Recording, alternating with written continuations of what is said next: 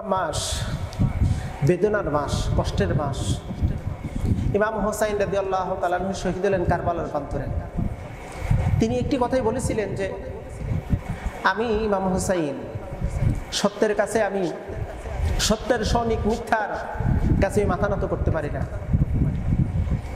তার শেষ রক্তবিন্দু পর্যন্ত তিনি যুদ্ধ চালিয়ে শেষ পর্যন্ত তিনি শহীদি মর্যাদা লাভ করলেন।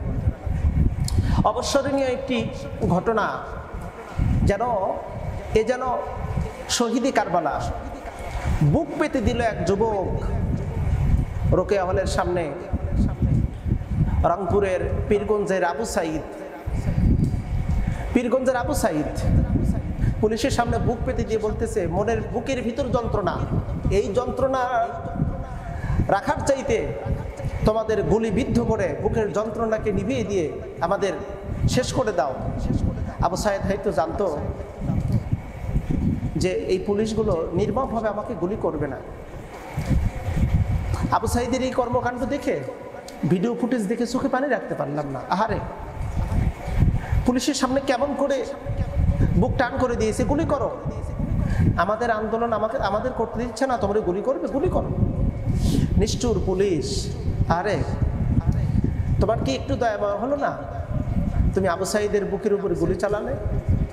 যে আবু সাইদের মা, তার বক্তব্যটা ফেসবুকে ভাইরাল হয়ে গেছে যে আমার ছেলে লেখাপড়া করতেছে, চাকরি দাও বা না দাও, মারলে কেন? লেখাপড়া করতে দাও বা না দাও, মারলে কেন? আবু সাইদের আব্বা বলতো যে আমার আবু সাইদ টিউশনি করে যে টাকা পেত ওই টাকা দিত, আর ওই টাকা দিয়ে আমরা সংসার পরিচালনা করতাম। আবু সাইদের মা বাবা এখনো পর্যন্ত কান্নায় জর্জরিত, সময় হুশ সময় বেহুশ। আবু সাইদের জন্য রংপুর পীরগঞ্জের হাজার পরিবারের শোকাহত হয়ে আছে, কান্নার রোল শুরু হয়ে গেছে। এমন নির্বিচারে গুলি করে হত্যা করবে, এটা কখনো কল্পনাও করা যায় না। কল্পনা করলেই শরীরের লোম শিহুরিয়ে ওঠে, পশমগুলো শিহুরিয়ে ওঠে। হায়রে, কোন দেশে বসবাস করতেছি? আবু সাইদের মতন যুবকদেরকে যারা নির্বিচারে হত্যা করতে পারে, কি অপরাধ! আবু সাইদ কি তাদের উপরে নির্যাতন করেছিলেন? আবু সাইদ কি তাদের উপরে আক্রমণ করেছিল? না, আবু সাইদের হাতে তো কোনো কিছু ছিল না। ভিডিও ফুটেজ আমরা দেখেছি, আবু সাইদের হাতে কোনো কিছু ছিল না। না পুলিশের উপরে হামলা করেছে, না পুলিশকে অকথ্য ভাষায় গালিগালাজ করছে, না পুলিশের কর্মকাণ্ডে বাধা প্রদান করছে। ছাত্ররা আন্দোলন করতেছে, সেখানে আবু সাইদও আছে। হ্যাঁ, আবু সাইদ দাঁড়িয়েছিল আর বলেছিল গুলি করবে, গুলি করো। বুক পেতে দিয়েছে, পরপর 2টা গুলি করেছে, তারপরও দাঁড়িয়েছিল আবু সাইদ। 2টি গুলি করেছে, তারপরেও আবু সাইদ দাঁড়িয়েছিল। শেষের 3টা গুলিতে যুবক আবু সাইদ দুর্বল হয়ে গেল, মাটিতে কাতর হয়ে পড়ে গেল। ছাত্র ভাইয়েরা ধরাধরি করে রংপুর মেডিকেলে নিয়ে গেল। রংপুরে মেডিকেলে নিয়ে যাওয়ার পরপরই তার খবর আসলো আবু সাইদ ডেড বডি হয়ে গেছে। আফসোস হচ্ছে তাদের জন্য যারা আবু সাইদের মতন এক কলেজ ভার্সিটির স্টুডেন্ট, ইংলিশ মিডিয়াতে যিনি পড়াশোনা করত, অনার্সের 3rd ইয়ারে তিনি পড়াশোনা করতেন ইংলিশ সাবজেক্টে। এমন বিবেক, এমন সচেতন, এমন মেধাবী ছাত্র, এমন গর্বিত সন্তানকে যারা তোমরা নির্বিচারে হত্যা করতেছো, শুনে রাখো, হত্যা করে কাউকে মেরে কেউ ঘরে যেতে পারে না। এটা আল্লাহ পাকের বিচার। আল্লাহ পাকের বিচার হলো কাউকে মেরে কেউ ঘরে যেতে পারে না। আবু সাইদকে আজকে তোমরা মেরেছো, শুনে রাখো, টুডে অর টুমোরো, আজ হোক কালো হোক, তোমাকেও এমন করে মৃত্যুবরণ করতে হবে। কারণ এটা ইতিহাস। ইতিহাস কখনো পরিবর্তন হয় না, ইতিহাসের লেখাটা কখনো ভুল হয় না। আমরা দেখেছি ইতিহাসে যা ছিল ঠিক হুবহু তাই হচ্ছে। আর আল্লাহর আইন হলো, তুমি যদি কাউকে হত্যা করো, বিচার যদি সঠিক না হয়, তোমার পরিবার অথবা তুমিও একদিন এভাবেই তোমাকে হত্যা করা হবে। এর নাম হলো ইসলাম, এর নাম হলো আদল, এর নাম হলো আদল। ছাত্রদেরকে আজকে নির্বিচারে গুলি করা হচ্ছে। আজকে একটু লক্ষ্য করে দেখেন গোটা বাংলাদেশের অবস্থা। রংপুর, ঢাকা বিশ্ববিদ্যালয়, কুমিল্লা বিশ্ববিদ্যালয়, চট্টগ্রাম, রাজশাহী ইউনিভার্সিটি, এমনকি বরিশাল, আপনার সিরাজগঞ্জের কথাও বলতেছি। আমার সিরাজগঞ্জ ছাত্ররা আন্দোলন করছে, ছাত্রদের উপরে নির্যাতন করা হয়েছে, গুলি করা হয়েছে, টিয়ারশেল মারা হয়েছে, তাদেরকে রাবার বুলেট মারা হয়েছে, তাদের ছত্রভঙ্গ করে দেওয়ার জন্য ব্যাপকভাবে বিভিন্ন প্রকারের তারা কৌশল অবলম্বন করেছে। কেন, কি জন্য? আজকে হয়তোবা আমি এই কথাগুলো বলতেছি, হয়তোবা কারোর মনে কষ্ট লাগতে পারে, দেখা যাবে এমনও হতে পারে আমি গোলজারের বিরুদ্ধেও আইনানুগ ব্যবস্থা নেবে তারা অন্যায়ভাবে। না, এমনটি কাজ করবেন না আপনারা, অন্যায়ভাবে কাউকে আঘাত করেন না। আখেরাত বলতে একটা জগৎ আছে, আমাকে আপনাকে সবাইকে সেই জগতে যেতে হবে।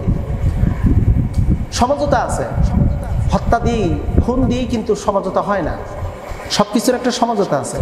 সমঝোতা করলে অনেক কিছু হয়ে যায়। আজকে সমঝোতা করলে এই নিরীহ প্রাণগুলো চলে যেত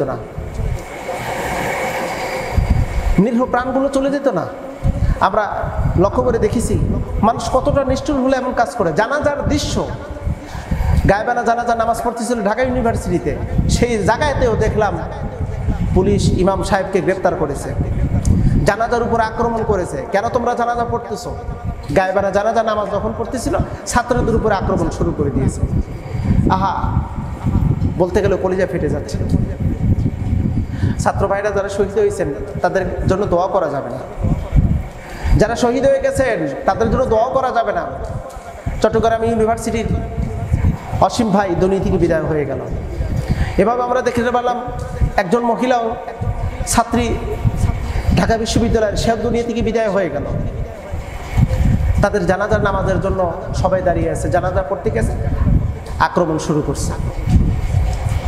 এটা কি ফেরাউনের চাইতেও নিষ্ঠুরতা শুরু হয়েছে? ফেরাউনের চাইতেও কি নির্যাতনের ভয়াবহতা কি বেশি শুরু হয়েছে? তাই যদি হয়ে থাকে তাহলে শুনে রাখো, সাবধান, শুনে রাখো। ফেরাউনকে কিন্তু আল্লাহ পাক ধ্বংস করেছে, যার দৃষ্টান্ত কিন্তু এখনো পর্যন্ত মিশরের পিরামিডে রাখা হয়েছে তার লাশটাকে। ফেরাউনকে লৌহিত সাগরে চুবাইয়ে মারা হলো। কেন মারা হলো?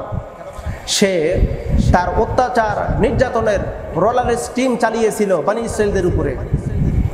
এতটাই নির্যাতন আল্লাহ পাক সহ্য করতে পারেননি। বনী ইসরাইলের ৭০,০০০ ছোট ছোট মাসুম ছেলে সন্তানদেরকে হত্যা করেছে। নবীকে মুসা আলাইহিস সালামকে নির্যাতন করেছিল। কত বনী ইসরাইলদেরকে জেলখানার ভিতরে আটক করেছিল। নিষ্ঠুর নির্মম নির্যাতনের স্টিম রোলার চালিয়েছিল এই ফেরাউন। আপনারা কি সেই ফেরাউনের ভূমিকা পালন করতেছেন? তাই যদি হয় তাহলে প্রস্তুত থাকেন আল্লাহ পাকের লানতের, আল্লাহ পাকের অভিশাপের প্রস্তুত থাকেন। কারণ সময় বেশি না, যে কোনো মুহূর্তেই আপনাদের উপর আসতে পারে আল্লাহ পাকের লানত, যে কোনো মুহূর্তেই আসতে পারে আপনাদের উপরে আল্লাহ পাকের অভিশাপ, আসতে পারে আল্লাহ পাকের আযাব এবং গজব। কারণ আল্লাহ পাক বলছেন, বান্দা, পৃথিবীর মানুষ যত কৌশল অবলম্বন করুক না কেন, আল্লাহ পাকের একটা কৌশল আছে। মাকারু ওয়া মাকারাল্লাহ আল্লাহু খায়রুল মাকিরিন। আল্লাহ পাক বলেন পৃথিবীর সমস্ত মানুষদের কৌশল আর আল্লাহ পাকের কৌশল, আল্লাহ পাকের কৌশল হলো উত্তম কৌশল। তোমরা কৌশল অবলম্বন করো, আল্লাহও কৌশল অবলম্বন করে। আল্লাহ পাকের কৌশল হলো সর্বোত্তম কৌশল। আল্লাহ পাক যখন ধরবে তখন ছাড়বে না, মোটেই ছাড়বে না। আসুন আমরা একটু সচেতন হই। আর ছাত্র ভাইদের জন্য আমরা দোয়া করি, যারা শহীদ হয়ে গেছে, যারা মারা গেছে তাদের জন্য দোয়া করি, আল্লাহ পাক তাদেরকে শহীদ মর্যাদা দান করুক। আর যারা আছে আন্দোলন করতেছে তাদের পাশে আমরা দাঁড়াই। আল্লাহ সুবহানাহু ওয়া তাআলা আমার ছাত্র ভাইদেরকে হেফাজত করুক। ছাত্র ভাইদের দ্বারা কোটা নয় বরং দেশ সংস্কারের একটা ব্যবস্থা তাদের মাধ্যম দিয়ে যেন হয়ে যায়। আল্লাহ সুবহানাহু ওয়া তাআলা তৌফিক দান করুক, আমিন।